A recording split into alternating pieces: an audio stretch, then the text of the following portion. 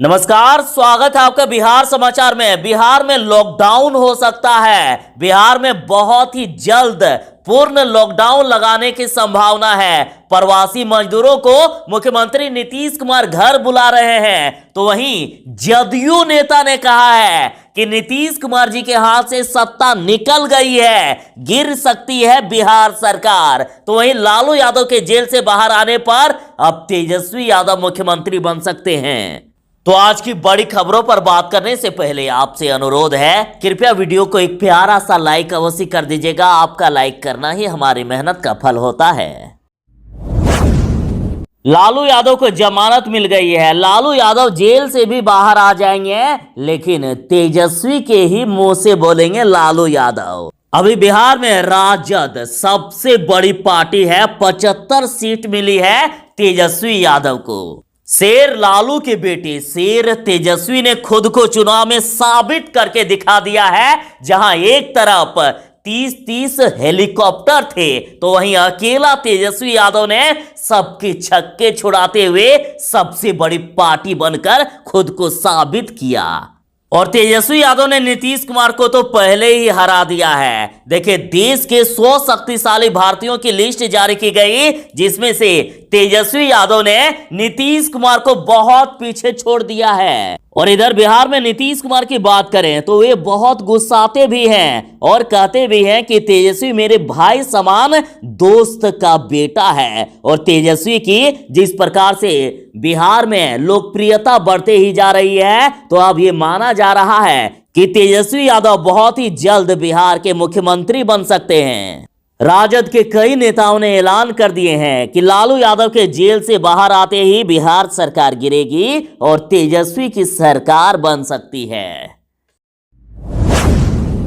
विपक्षी दल तो बराबर ये कह रहे हैं कि नीतीश कुमार की सरकार ज्यादा दिनों तक नहीं चलने वाली है। तो वहीं लालू यादव की भी अब जमानत हो गई है। तो अब यहां तक कहा जा रहा था कि लालू यादव के जेल से बाहर आते ही नीतीश सरकार गिरेगी और तेजस्वी यादव की सरकार बनेगी। तो देखिए, अभी मुख्यमंत्री नीतीश कुमार के फैसले का खुद बीजेपी ही विरोध कर रही है। तो वहीं जदयू नेता भी गुस्सा कर रहे हैं। जदयू नेता ने IGIMS से वीडियो बनाकर कहा है कि अफसर डुबा देंगे आपको नीतीश कुमार जी, अस्पताल की व्यवस्था सुधारिए। बिहार में अस्पतालों की पोल तो खुद सरकार ही खोल रही है। देखिए, जदयू नेता कह रहे हैं कि नीतीश जी आपके अफसर आपको डुबा देंगे, अस्पताल की व्यवस्था सुधारिए, नहीं तो दुर्भाग्यपूर्ण होगा, दुर्दशा सुधारिए, नहीं तो आप कहीं के नहीं रह जाएंगे। इन्होंने IGIMS से वीडियो भी शेयर किया है।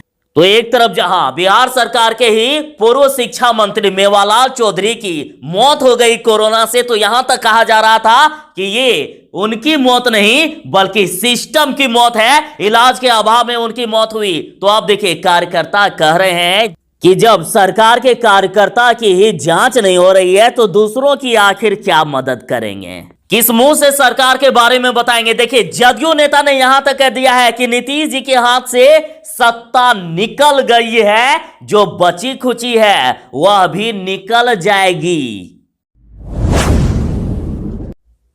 एक तरफ जहां मुख्यमंत्री नीतीश कुमार प्रवासी मजदूरों को बुला रहे हैं कि आ जाइए, जिनको भी आना है जितनी जल्दी हो सके आप बिहार आ जाइए। अब बिहार में लॉकडाउन लगाने की भी बात हो रही है।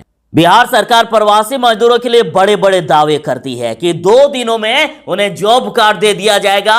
कोई भी ऐसा मजदूर नहीं रहेगा जिसे रोजगार नहीं मिलेगा। तो वहीं 10 लाख रुपए लोन की भी बात की जा रही है। तो आखिर यदि असलियत में देखा जाए तो पिछले बार भी तो प्रवासी मजदूर बिहार आए थे। बिहार सरकार ने पिछले बार भी यही वादे किए थे कि मजबूरी में किसी को बिहार से बाहर रोजगार के लिए नहीं जाना होगा, लेकिन फिर से चले गए प्रवासी मजदूर कहे जाने वाले मजदूर बिहार से बाहर काम करने के लिए, और अब फिर से लौट रहे हैं। सरकार फिर से वही दावे कर रही है। इसलिए हम सब लोगों से यही आग्रह हम लोग कर रहे हैं कि जल्दी से जल्दी आ जाइए। ट्रेन से उतरे लोग कह रहे हैं कि लॉकडाउन हटते ही फिर से मुंबई जाएंगे। घर लौटे युवाओं की आंखों में रत्ती भर भी खुशी नहीं है। कह रहे हैं कि हमें मालूम है कि बिहार में रोजगार नहीं मिलने वाला है। इन्हें सरकार पर भरोसा नहीं है, कह रहे हैं आ तो गए हैं पर काम कौन देगा। मुख्यमंत्री नीतीश कुमार जी कहते हैं कि घर आ जाओ, तो देखिए घर आ जाओ परदेसी तेरा देश बुलाए रे, उनके लिए धोखे की तरह अब है। बिहार के छोटे सरकार कहे जाने वाले यानी राजद के बाहुबली नेता अनंत सिंह ने कहा है कि यहां के लोगों के अब तो ही बचाओ राम जी, काहे कि देशवा के प्रधानमंत्रिया तो अब प्रचार मंत्री बन गेलो है। जिस तरह से इस महामारी के वक्त में भी पीएम मोदी जी रैलियां पर रैलियां कर रहे हैं, तो उन पर अब सवाल उठ रहा है। देखिए एनडीटीवी के रवीश कुमार ने तो यहां तक कह दिया है कि गोदी मीडिया वालों अब भी उस एक शख्स का नाम लेने से डर रहे हो जो इस पूरी बर्बादी का जिम्मेदार है। शर्म करो शर्म, ओहो, मगर तुम्हें तो शर्म आती ही नहीं है। और जैसा कि बाहुबली नेता अनंत सिंह जो कि छोटे सरकार भी कहे जाते हैं, इन्होंने यहां तक कहा है कि यहां के लोगों के अब तो ही बचाओ राम जी, काहे कि देशवा के प्रधानमंत्रिया तो अब प्रचार मंत्री बन गेलो है सीताराम। जिस बिहार की जनता ने सरकार को वोट दिया, आज उस जनता की सरकार इलाज तक नहीं करा पा रहे हैं। इस पर तेजस्वी यादव बोले हैं कि सबसे पहले बिहार की जनता से माफी मांगो, माफी मांगे सरकार। तेजस्वी बोले कि बिहार के 39 सांसद और 5 केंद्रीय मंत्री नाक रगड़कर माफी मांगे। क्या झाल बजाने के लिए जनता ने चुनकर भेजा था आपको? तेजस्वी बोले हैं कि यदि ये जनता के किसी काम नहीं आ सकते तो नाक रगड़कर पहले माफी मांगे। तेजस्वी बोले हैं क्या नीतीश कुमार डबल इंजन सरकार जनित स्वास्थ्य आपदा के वक्त भी केंद्र सरकार से जरूरी मदद नहीं मांग सकते हैं, या केंद्र उनकी हैसियत और साख देख सहायता नहीं कर रहा है? नीतीश जी स्थिति स्पष्ट करें। तेजस्वी बोले कि बिहार एनडीए के कुल 48 सांसद क्या झाल बजा रहे हैं? क्या छुपकर चुप रहने के लिए जनता ने आपको चुना था? ये होता है एक सच्चा नेता जो जनता के दर्द को अपना दर्द समझे, जो जनता के सुख दुख को अपना सुख दुख समझे। जो काम बिहार सरकार को करनी चाहिए वो तेजस्वी यादव कर रहे हैं। कोरोना को लेकर तेजस्वी यादव ने माननीय प्रधानमंत्री को मैसेज किया है। उन्होंने कहा है कि बिहार में ऑक्सीजन, वेंटिलेटर और दवा की तेजी से सप्लाई की जाए। तेजस्वी यादव ने पीएम मोदी से गुजारिश की है कि आदरणीय पीएम नरेंद्र मोदी जी, जैसा कि आप जानते होंगे कि बिहार ऑक्सीजन, वेंटिलेटर और अपेक्षित दवाओं की भारी कमी का सामना करने वाले कोविड-19 प्रभावित राज्य में से एक है। मैं आपसे ऑक्सीजन आवंटन और अपेक्षित डिलीवरी में तेजी लाने का आग्रह करता हूं ताकि और अधिक जान बचाई जा सके। आप इस मैसेज के द्वारा ये अनुमान लगा सकते हैं कि बिहार में कोरोना ने कितनी भयावह और डरावनी स्थिति पैदा कर दी है। आप जनता से कहना चाहूंगा कि अभी भी संभल जाए, वक्त है, नहीं तो बिहार में तो अभी कोरोना ने लाशों का ढेर बिछा दिया है, कहीं लाशों का पहाड़ न बन जाए। बिहार सरकार ने आखिर ये क्या कर दिया? जिस जनता ने वोट देकर जिताया उसी को मरने के लिए छोड़ दिया। आखिर क्या कसूर है इन भोली भाली जनता का? देखिए पीएमसीएच पहुंची मानवाधिकार आयोग की टीम और सरकार की खुल गई पोल। विपक्षी दल तो यहां तक कहते हैं कि अमीरों के लिए बेड मिल जाता है पर गरीबों के लिए नहीं। देखिए कोरोना के बढ़ते मरीजों को देखते हुए एनएमसीएच में 500 बेड बढ़ा दिए गए हैं। उसके बावजूद संक्रमित मरीज अस्पताल परिसर में जमीन पर करीब 4 घंटों से तड़पता रहा। अस्पताल वाले कहते रहे कि बेड नहीं है, और जब मानवाधिकार की टीम निरीक्षण के लिए पहुंची तब आनन फानन में उन्हें भर्ती किया गया। और मानवाधिकार आयोग को मृत मरीज के पीड़ित परिजन बता रहे हैं कि अस्पताल की लापरवाही से मरीज की मौत हो रही है। बताया गया कि कोई डॉक्टर व नर्स मरीजों को देखने तक नहीं आ रहे हैं, इसलिए अब अस्पताल और डॉक्टर पर एफआईआर करेंगे, ऐसा परिजन कह रहे हैं। बिहार में कोरोना मरीजों की पीड़ा देखकर आपके रोंगटे खड़े हो जाएंगे। देखिए एसकेएमसीएच के कोरोना मरीज का पीड़ा जरा सुन लीजिए।